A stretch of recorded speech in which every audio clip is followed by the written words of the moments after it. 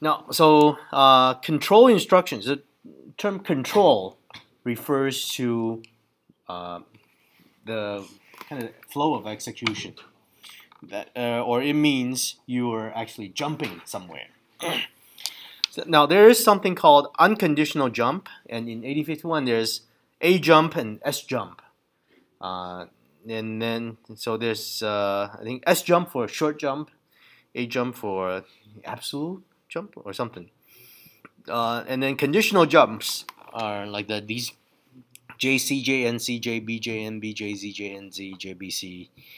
And then some conditional ones with side effects, like the CJNE and DJNE. We'll see examples of these. And then subroutine calls, the A call, L call, return. Okay, we just talked about those. Now, so let's take a look at some of these.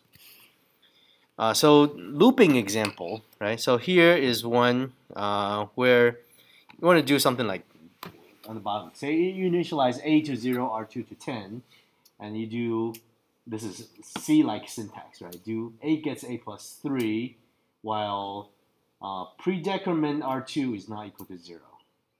That makes sense? Right, so you're doing R2 is 10, and then you decrement R2 gets R2 minus 1, while R2 is not equal to 0. Okay? So that could be mapped to just a couple of instructions. So the A gets 0, that's just move A comma pound sign 0. Or you could do clear, I think, CLR A, doesn't matter. And then R2 gets 10, that's move R2 pound sign 10. Okay, simple. And then the loop part, well, usually you have a label associated with the loop. And then what does it do? Well, the A gets A plus 3, let's just add A comma pound sign 3. The while statement, while minus R2 not equal to 0, that's just DJNZ, R2, and then again. So DJNZ stands for decrement the byte, in this case R2. Jump if not 0. Okay, so that's pre-decrement. So R2 gets R2 minus 1.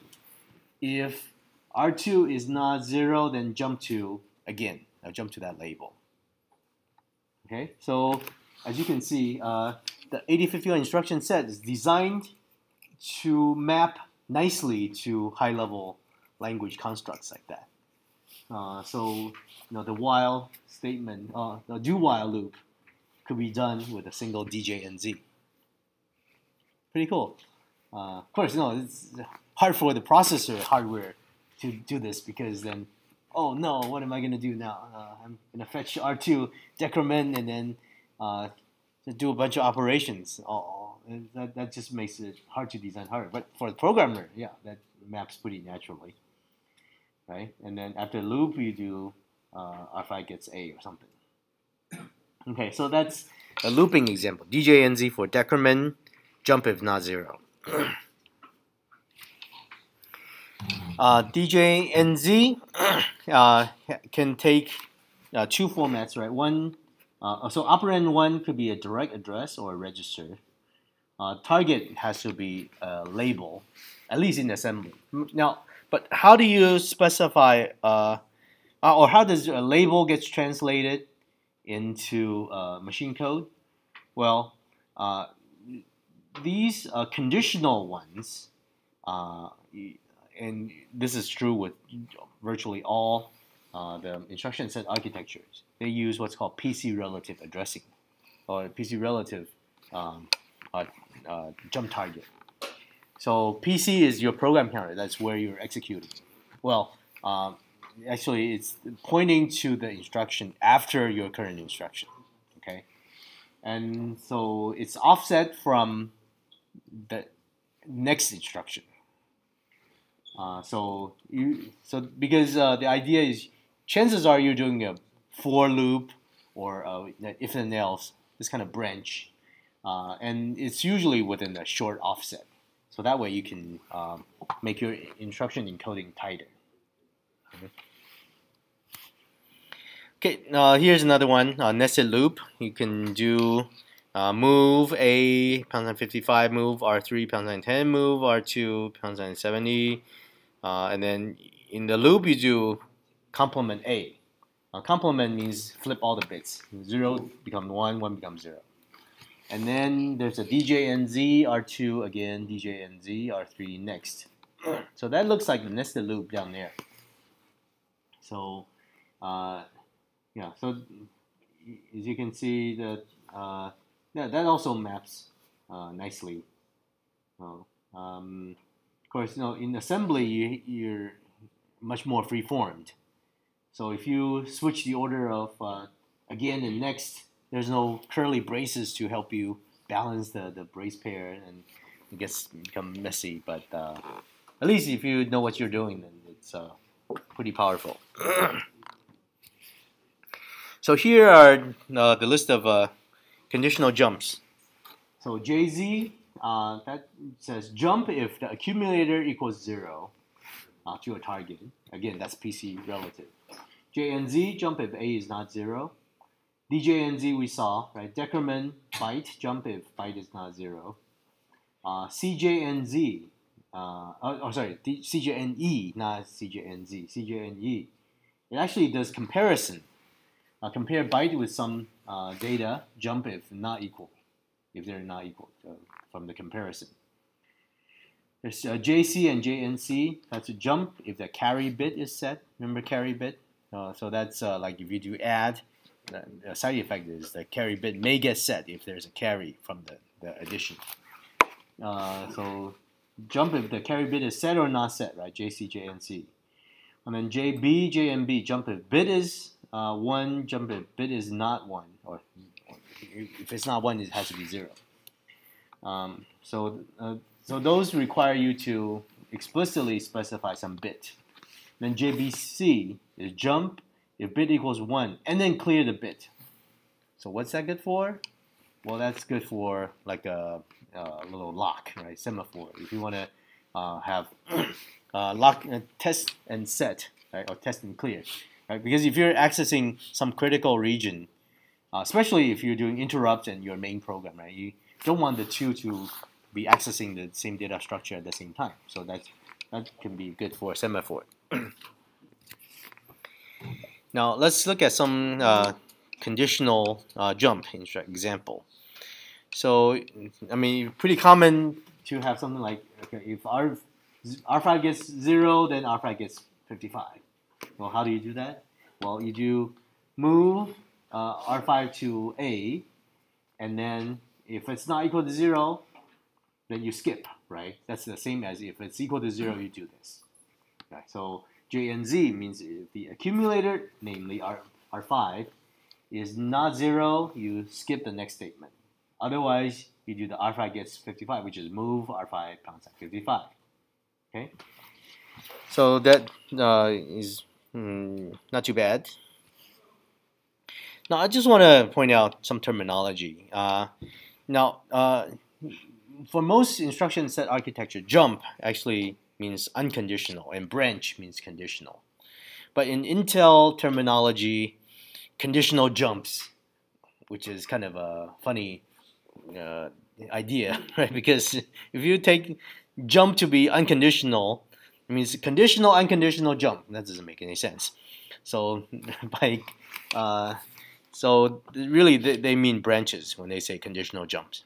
That's so CJNE, JNZ, things like that. Whereas with other architectures, you see more like BR or something, right? Branch for conditionals. Okay.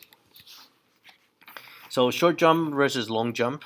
L jump for a long jump, that's 3-byte instruction, so that can jump anywhere within the 64K space. Whereas S jump, short jump, that's PC relative. And so that encoding is tighter. You save 1 byte there. To calculate short jump address or branch address, all that, you have to know, well, how long your current instruction is, and then do the offset from the start of the next instruction. So for example, if you have a JZ next, and next is somewhere marked down there. So how is next represented? Well, that's PC relative. So you have to know JZ is a 2-byte instruction. And then the next instruction is INC, R0, right? And that's a 1-byte instruction, INC, so 1 byte, 1 byte, 1 byte. And then you have the next, right? So that means starting from the instruction after next, you have to add 3 bytes. So the 1, 2, 3 in order to get to the next location, right? So that's why this is represented as 6003. 60 for JZ and then 03 for the PC offset of 3 bytes. So next, in this case, is represented as 3 because it's 3 bytes offset from the instruction after JZ. Okay. So the reason for using this kind of PC relative, in addition to being smaller in code size, it's also what's called location independent. So you can take this block of code and move it anywhere, and it's gonna still work because it's PC relative. CJNE is compare and jump if not equal. So argument 1, argument 2 offset, it'll compare argument 1 and argument 2 for equality. If not equal, then it does the jump. Okay. Now argument 1, argument 2, well, there's restrictions. Argument 1 can be A or register. Argument 2 can be register direct or immediate. Offset, as before, is PC relative. So it's either plus 127 or minus 128. Okay. It does have a side effect of doing subtraction. So just as add can set a carry, subtract can set a carry, but it's interpreted to be a borrow. Okay, so if there's a borrow, that is if you're subtracting, doing a smaller number minus a larger number, then there's a borrow. That carry bit is also set. So LCall versus ACall, similar to the jump in the sense that one is 3 bytes, one is 2 bytes, but here both are absolute addresses. LCall will do the full 64K space. ACall is also in absolute space, but it's only limited to the first 2K range. It allows you to pack the instruction more tightly and return. Okay. Now, so here is an example use of a subroutine. So let's say I want to add 2 16-bit numbers. Each register is only 8 bits. So what a common trick is to use register pairs. So you could do R1, R0 together to represent one 16-bit number. R3, R2 concatenated to represent another 16-bit number. So if I want a subroutine that does R1, R0 gets R1, R0 plus R3, R2, right? What do I do? Well, you can define a subroutine like this. Oh, well, this is to call. And then I'll show you next slide what a subroutine looks like. So first is just to load the constants. So if you want to do 1, 2, 3, 4 hex plus 5, 6, 7, 8 hex, you can just do R1 gets hex 12, R0 gets hex 34, R2 gets 56 hex, R2 gets 78 hex. And then you do the LCall to add 16. Add 16 is just a label. Okay? And then after it finishes, it'll return to you. And this is code. You can try this in Edson. I tried it this morning. Seems to work fine. So add 16 is a label, and then you do move. Well, because to do an add, you have to put it in A, right? So move R0 into A, and then add A gets A plus R2. Now, but you want to put the result back into R0, right? That's how we specify it. So then you move from A back to R0. And then you want to reuse A again for the upper byte addition. So you move R1 into A. Now this time you do add C instead of just add, right? Because you have to do the carry bit from the lower byte addition, right? And then at C, A gets A plus R3. Now the result then gets put from A back into R1, and then you return. Okay, so you're adding the 2-byte pairs. So that's one way to do this. Not too difficult. And if you want to do call with a string parameter, you have to pass a pointer. You could do a register pair too. A lot of compilers do that. But you could also do what's called using the dptr to pass a pointer, and that's what some compilers do. So you move dptr comma the # address of the label, and then do lcall or something like that. So like if you want to do a printf, for example, that might be one way to do it. This is what's called a calling convention, and so the caller callee just have to agree.